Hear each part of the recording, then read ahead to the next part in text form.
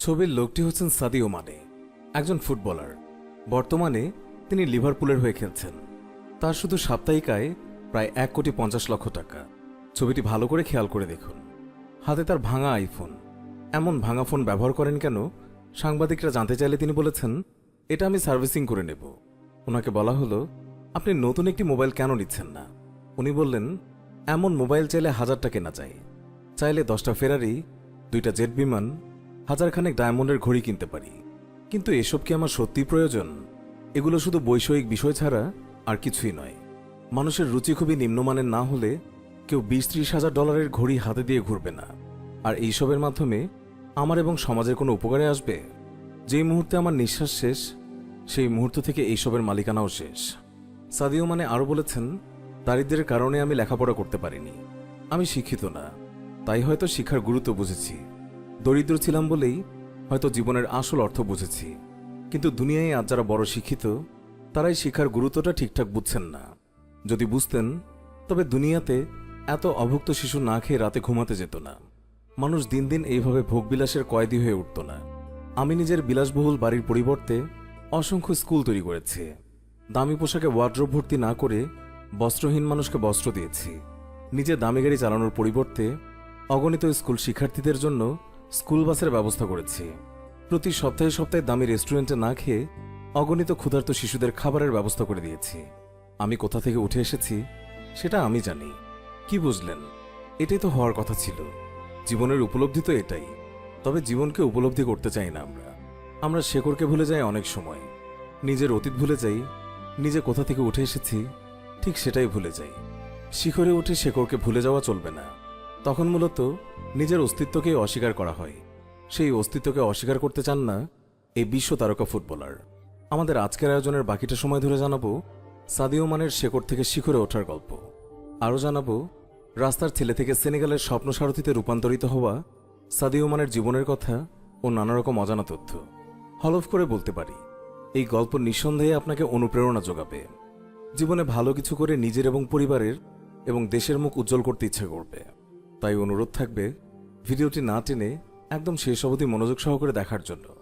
আর হ্যাঁ, আপনি যদি আজই এই চ্যানেলে প্রথম ভিজিট করে থাকেন, তবে অবশ্যই চ্যানেলটি সাবস্ক্রাইব করে পাশে থাকা বেল আইকনটি ক্লিক করুন।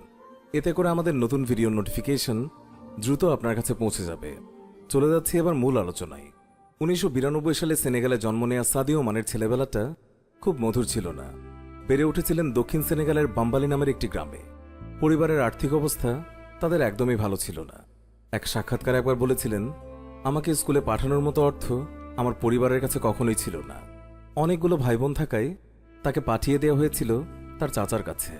সে কারণেই শৈশবের বড় অংশটি তার চাচার কাছেই কেটেছে। খুব ছোট থেকেই ফুটবলের নেশা পেয়ে বসে মানেকে। 3 বছর বয়সী পিচি মানের শরীরে সবসময় কাপড় না থাকলেও পায়ে ফুটবল থাকত। রাস্তায় সমবয়সীদের দেখলেই মানেকে আর আটকানো যেত না। বাসা থেকে বেরিয়ে যেতেন খেলার উদ্দেশ্যে। ফুটবলের প্রতি মানের ভীষণ আকর্ষণ থাকলেও প্রথম দিকে পরিবারের কাছ থেকে পর্যাপ্ত সাহায্য পাননি। তার পরিবার চেয়েছিল মানে ধর্মের সাথে সম্পর্কিত কোনো পেশার সঙ্গে নিয়োজিত হোক। মানের বাবা ছিলেন একটি স্থানীয় মসজিদের ইমাম। কিন্তু ফুটবল থেকে মানেকে কোনোভাবেই সরানো যাচ্ছিল না। তাই শেষ পর্যন্ত উপায়ন্ত না দেখে পরিবার তার স্বপ্ন পূরণের সর্বোচ্চ সহযোগিতার সিদ্ধান্ত নেয়। মানে অবশ্য তার পরিবার, তার চাচা, গ্রামের মানুষজন, এমনকি রাজধানী ঢাকায় গিয়ে যেই পরিবারে আশ্রয় নিয়েছিলেন, সবার প্রতি কৃতজ্ঞ তিনি। তার চাচার সেই সময়ের সহযোগিতাকে খুব বড় করে দেখেন মানে। তার যাবতীয় খরচ বহনের জন্য গ্রামের সবাই চাঁদা দিয়েছিল। তার চাচা ও পরিবার জমির ফসল বিক্রি করে পাওয়া অর্থের একটি বড় অংশ খরচ করেছিলেন মানের সেই স্বপ্ন পূরণে। এইসব কথা মানে অকপটেই বলেছেন। ঢাকায় গিয়ে যে বাড়িতে ওঠেন, সেই বাড়ির লোকজন তার একদমই পরিচিত ছিল না। কিন্তু মানের স্বপ্নের কথা শুনে তারা সাহায্য করতে রাজি হয়ে যান। তার থাকা খাওয়ার ব্যবস্থা করেন। সেনেগালের রাজধানী ঢাকায় নিয়ে গিয়ে জেনারেশন ফুটবল নামের এক ফুটবল একাডেমিতে ভর্তি করানো হয় মানেকে। সেখানে ভর্তি ট্রায়ালের সময় শুরুতেই বুড়ো কোচ তার পুরনো বুট, ছেঁড়া শর্টস নিয়ে খোঁচা দিয়েছিলেন। খোঁচার বিপরীতে মানের সোজাসাপটা জবাব, এসব নিয়ে খোঁচা দিয়ে লাভ নেই, আমি মাঠেই দেখাবো যে আমি কে। ট্রায়ালের সময় খোঁচা দেয়া সেই বুড়ো কোচ ট্রায়ালের পর মানের প্রতিভায় এতটাই মুগ্ধ হন যে সেদিনই তাকে একাডেমিতে ভর্তি করে নেন। জেনারেশন ফুটে প্র্যাকটিস করার সময় মানে ফরাসি স্কাউটদের সুনজরে আসেন। তাকে ফরাসি ক্লাব মেজে নিয়ে যাওয়া হয়। মাত্র 15 বছর বয়সেই মানে পেশাদার ফুটবলার হিসেবে ক্যারিয়ার শুরু হয়। মেজে খুব একটা ভালো করতে পারেননি। ১৯ ম্যাচ খেলে তিনি 1 গোল করেন। আসলে এই ক্লাবটিতে তাকে মাঠে পর্যাপ্ত সাহায্য করার মতো দক্ষ খেলোয়াড় ছিল না। তাই মেজ থেকে 4 বিলিয়ন ইউরোর বিনিময়ে অস্ট্রিয়ান ক্লাব রেড বুল স্ল্যাশবার্গে চলে যান। রেড বুল স্ল্যাশবার্গে সেখানে দুর্দান্ত পারফর্ম করেন। মানে এই ক্লাবের হয়ে অস্ট্রিয়ান কাপ, অস্ট্রিয়ান বুন্দেসলিগা জেতেন। ৮০ ম্যাচে করা ৪২ গোলই প্রমাণ করে কতটা কার্যকরী ছিলেন।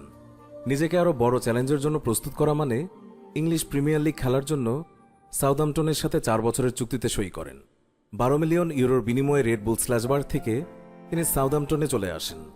2015 সালের 16 মে তারিখে অ্যাস্টন ভিলার বিপক্ষে 6-1 গোলে জয় পায় সাউদাম্পটন। এই ম্যাচটিকে সাদিও মানের জীবনের অন্যতম সেরা ম্যাচ বলে বিবেচনা করা হয়। মাত্র 2 মিনিট 56 সেকেন্ডের মধ্যেই তিনি 3টি গোল করেন, যেটি এখন পর্যন্ত প্রিমিয়ার লিগের ইতিহাসে দ্রুততম হ্যাট্রিক হিসাবে অক্ষত আছে। 2015-17 মৌসুমে বিভিন্ন ম্যাচে 15টি গোল করে সাউদাম্পটনের সর্বোচ্চ গোলদাতা হন। আরও বড় চ্যালেঞ্জের জন্য 2016 সালের গ্রীষ্মে রেকর্ড 34 মিলিয়ন ইউরো ট্রান্সফার ফির বিনিময়ে লিভারপুলে চলে আসেন সাদিও মানে। লিভারপুলের সাথে তার 5 বছরের চুক্তি হয়। লিভারপুলে আসার পর 2017 সালের মৌসুমে প্রিমিয়ার লিগে 13টি গোল করেন, যা তাকে টিম অব দ্য ইয়ারের জায়গা করে দেয়। 2018 সাল কৌতিনহো, সালাহ আর ফিরমিনোর সাথে লিভারপুলের ভয়ঙ্কর আক্রমণভাগ গড়ে তোলেন। জানুয়ারিতে কৌতিনহো বার্সেলোনায় চলে আসলে সালাহ, ফিরমিনো হয়ে ওঠে বিশ্বের অন্যতম ভয়ঙ্কর অ্যাটাকিং ট্রায়ো। 2018 সালে লিভারপুল চ্যাম্পিয়ন্স লিগের ফাইনালে ওঠে। সেখানে রিয়াল মাদ্রিদের বিপক্ষে ফাইনালে হারলেও সেনেগালের প্রথম খেলোয়াড় হিসেবে চ্যাম্পিয়ন্স লিগের ফাইনালে গোল করার কৃতিত্ব ঠিকই অর্জন করে নিয়েছিলেন সাদিও মানে সেই বছরের মার্চে বার্নলির বিপক্ষে গোল করার মাধ্যমে প্রতিযোগিতামূলক খেলায় লিভারপুলের হয়ে 50টি গোল করার সৌভাগ্য অর্জন করেন। তার 3 দিন পরেই ব্রায়ান মিউনিকের বিরুদ্ধে 2টি গোল করে দলকে নিয়ে যান চ্যাম্পিয়ন্স লিগের কোয়ার্টার ফাইনালে। 22টি গোল করে প্রিমিয়ার লিগ শেষ করেন। অবামেয়াং ও সালার সাথে যৌথভাবে গোল্ডেন বুট লাভ করেন। চ্যাম্পিয়ন্স লিগের ফাইনালে টটেনহ্যামের বিপক্ষে শুরুতেই একটি পেনাল্টি আদায় করেছিলেন সাদিও মানে। ফাইনালে লিভারপুল 2-0 গোলে টটেনহ্যাম হটস্পারকে হারিয়ে ইউরোপ সেরার মুকুট মাথায় তোলেন। তার বর্তমান ক্লাব লিভারপুলকে নিজের পরিবারের মতোই মনে করেন সাদিও মানে। ইউর্গেন ক্লপের কোচিংয়ে তিনি প্রতিনিয়তই উন্নতি করছেন। অর্জনের খাতায় যুক্ত হচ্ছে নতুন অনেক কিছু। গত বছরে লিভারপুলের সাথে একটি লম্বা চুক্তি করেছেন। লিভারপুলে ক্যারিয়ার শেষ করতে চান তিনি। ব্যক্তিজীবনে তিনি অত্যন্ত বিনয়ী একজন মানুষ। ইউরোপের অন্যতম সেরা একটি ক্লাবের খেলোয়াড় কিংবা বিশ্বের অন্যতম সেরা অ্যাটাকার হওয়া, এইসব বিষয় নিয়ে মোটেও ভাবেন না তিনি। অন্যান্য আফ্রিকান ফুটবলারদের মতো সাদিও মানেও আফ্রিকার আর্থসামাজিক উন্নয়নে প্রচুর সাহায্য করেন। তার বাবা যেই মসজিদের ইমাম ছিলেন, সেই মসজিদের সংস্কারের জন্য অর্থ দিয়েছেন। তার গ্রামের দরিদ্র মানুষদের সহায়তা করেছেন সাধ্যমতো। গত বছরের জুলাইয়ে তার শৈশবের গ্রাম বাম্বালিতে স্কুল এবং হাসপাতাল স্থাপনের জন্য 8 লাখ ইউরো দান করেছেন। চলতি বছরের মহামারীতে উজাড় করে দিয়েছেন দেশ এবং মানুষের জন্য। ঘানায় একটি সংবাদ মাধ্যমকে একটি বিশেষ সাক্ষাৎকার দিয়েছেন সাদিও মানে। সেখানেই বলেছেন, বিলাসী পণ্য কিনে মানুষকে দেখানোর কোনো অর্থ খুঁজে পান না সাদিও মানে। 10টা ফেরারি, 20টি হীরের আংটি কিংবা 2টি জেট প্লেন কেন কিনতে চাইব আমি? এই জিনিস কি আমার কোনো কাজে লাগবে কিংবা পৃথিবীর কোনো কাজে আসবে? আমি একসময় ক্ষুধার্ত জীবন কাটিয়েছি এবং আমাকে মাঠে কাজ করতে হতো। আমি যে কঠিন সময় পার করে এসেছি, খালি পায়ে ফুটবল খেলেছি। আমার শিক্ষা ছিল না, অনেক কিছুই ছিল না, কিন্তু ফুটবলের সুবাদে এখন আমি যা আয় করি তা দিয়ে আমি আমার দেশের মানুষের উপকার করতে পারি এবং সেটাই করছি। বহুদিন ধরেই সেনেগালের জীবনমানের উন্নয়নের চেষ্টা করে যাচ্ছেন সাদিও মানে। এখনও তিনি চেষ্টা চালিয়ে যাচ্ছেন দেশের মানুষের নিজের সৌভাগ্যের অংশ করতে। এই মহৎ লক্ষ্য সামনে আছে বলেই কোনো ধরনের বিলাসিতা করার উৎসাহই তিনি পান না। আমি স্কুল বানিয়েছি, একটি স্টেডিয়ামও বানিয়েছি। যারা ভয়ঙ্কর দরিদ্র তাদের আমরা খাবার, কাপড় এবং জুতো দিয়েছি।